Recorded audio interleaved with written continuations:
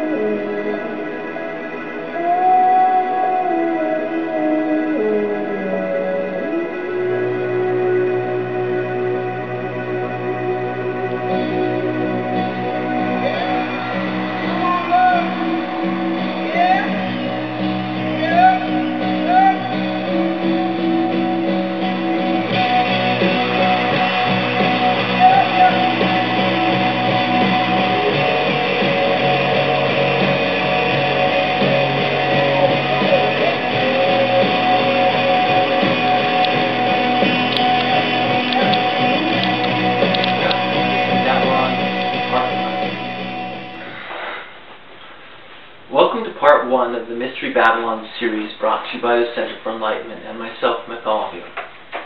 Mystery Babylon was first released or aired in 1993 in February by William Cooper, or Bill Cooper, on the Christian Global Radio Network. It was a shortwave broadcast which echoed around the planet. In this first release, Bill Cooper began with the dawn of man, or the beginning of mankind.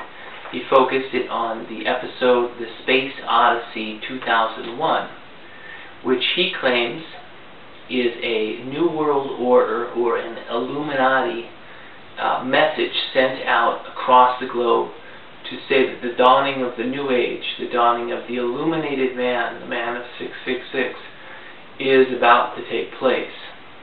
This movie was broadcast in 1963, and that's when you could go and see it in the theaters.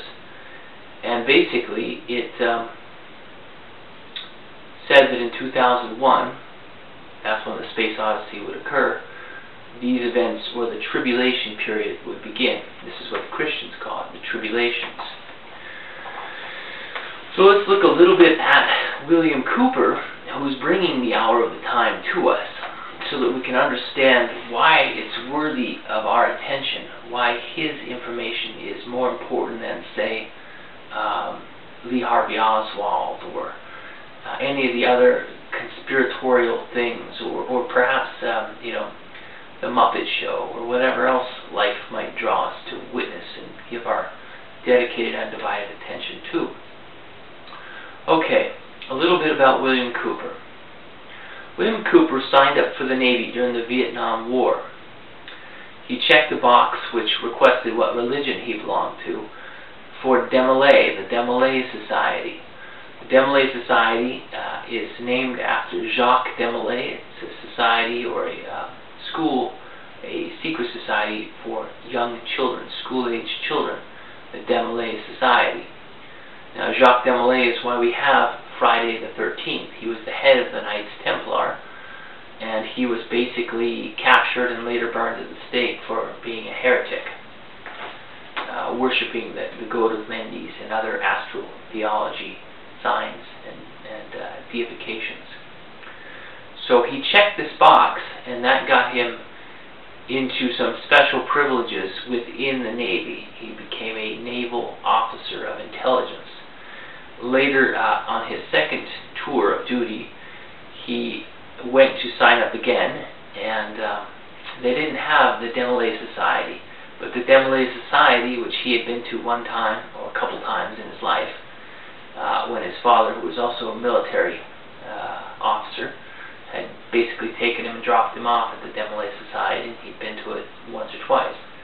Well, now, when it asked what religion he belonged to, there was no Desmarais Society to check off, but there was Masons, and the Desmarais Society is a step towards becoming a Mason. So he checked off the box that said his religion was Masonic.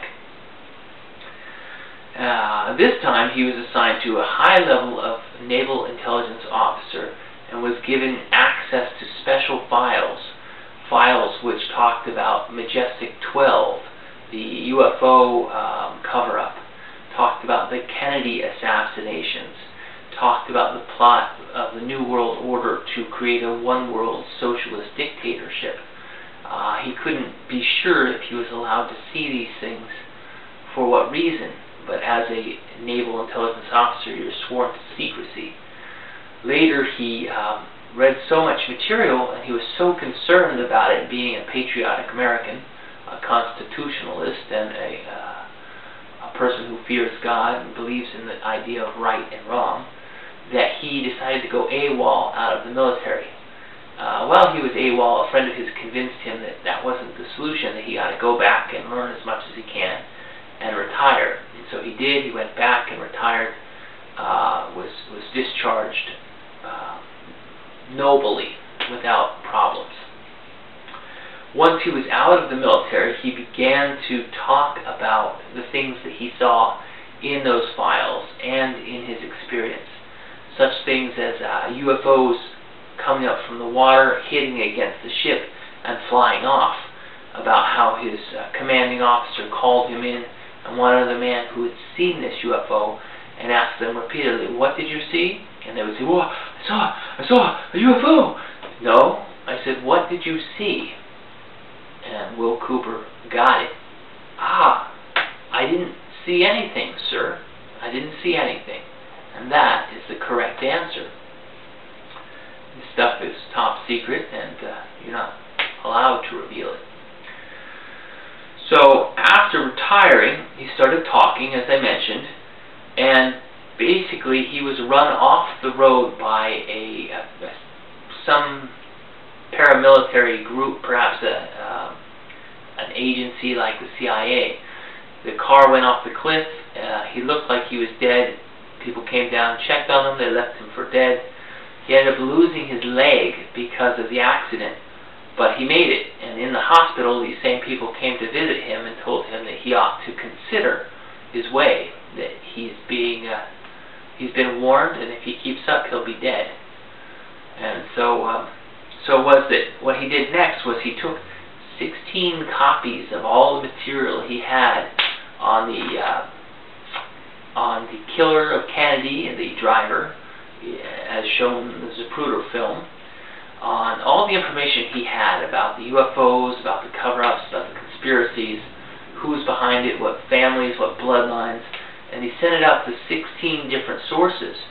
And then, knowing, basically he warned the people who were threatening him, if you kill me, these sources will reveal this material to the world. And so, at that point, he was allowed to do the shortwave radio broadcast on the Christian radio.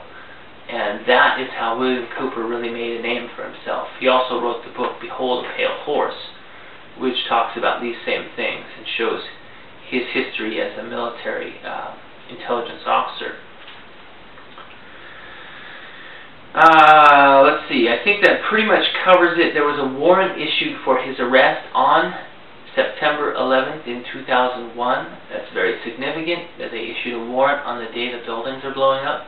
They didn't actually arrest him at that point, but sometime later in that year, I believe it was November, 16 stormtroopers, which were federal and state sheriff and Masonic officers, came to his house in the middle of the night and gunned him down on his doorstep, which he felt was a good trade for what he was doing. As he said in episode 3, by releasing this series on Mystery Babylon, I have sealed my fate. So he was a believer who felt that the price was worth paying so that we would know the truth. And that is a little bit about Will Cooper. For a little more information on this, watch the series which parallels this called Reflections, Corrections, and Solutions to Mystery Babylon.